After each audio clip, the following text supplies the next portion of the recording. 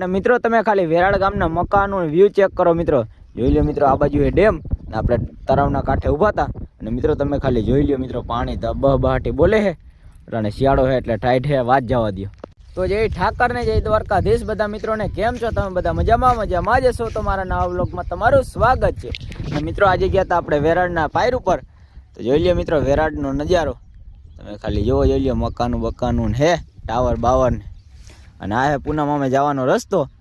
તમે ખાલી જોવો જ અહીંથી આમ પૂનમ જવાય. જેટ અહીંયા ટાવેલ હે પૂનમ થોડું, એટલે આમ ફરીને જવાય. કેમ કે અટાણે તો ડેમમાં પાણી ભર્યું. તમે ખાલી વ્યૂ ચેક કરો મિત્રો. આ હે ડેમમાં મંદિર હનુમાન બાપાનું, તમે ખાલી જુઓ. અને આ બાજુ છે કાઢીઓ અને પાણી જોઈ લ્યો મિત્રો તમે ખાલી. આ બાજુ છે વેરાડ ગામ, જોઈ લ્યો તમે મિત્રો ખાલી. અહીંયા છે પીર બાપાનું મંદિર, અહીંયા મામાદેવની કોકે ધજા મૂકી છે, તમે ખાલી જુઓ.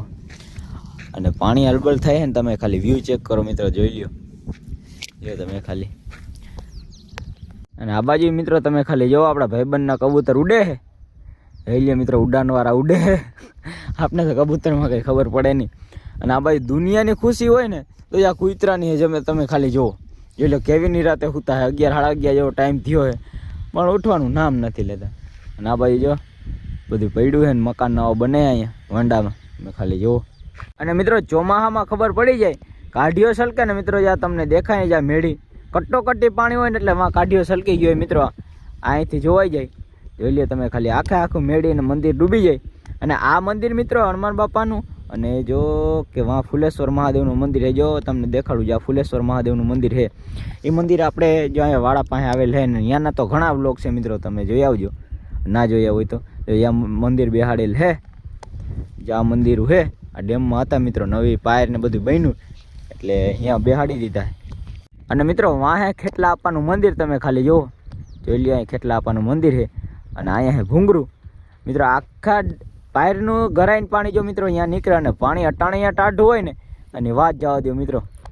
અને ઘરે મિત્રો માથે સત્તરિયું રાખી ગયેલે, તમે ખાલી જુઓ. અરે સત્તરિયુંની મિત્રો ડીશું છે, તમે ખાલી જુઓ. ટીવીની અટાણે વધી ગયો ટીવી બીવીનું. જોઈ લ્યો મિત્રો, ઘરે ટીવી છે, તમે ખાલી ચેક કરો, જોઈ લ્યો. અને આ ડેમમાં જવાનો મિત્રો રસ્તો છે જા રહ્યો. અટાણે તો ખાલી થઈ ગયો, કેમ કે મિત્રો પાણી ઉપડી ગયું છે ને. જ્યાં ડેમ અંદર વાડી વિસ્તારમાં જવાનો રસ્તો છે, તમે ખાલી જુઓ. જોઈ લ્યો અહીંયા રસ્તો છે કાઢિયાની આ બાજુ, જોઈ લ્યો. જો અહીંયા ફૂલ છે દેખાય મિત્રો, પીઢીએ રાખેલ છે. અટાણે રસ્તો કોરો થઈ ગયો એટલે ડેમમાં જવું એટલે ઉપાધિની મિત્રો અહીંયાથી. ચાલો મિત્રો આપણે જવાનું છે ભાણવર એક કામ માટે, એટલે ત્યાં જઈને તમને મળું. તો ચાલો કન્ટિન્યુ.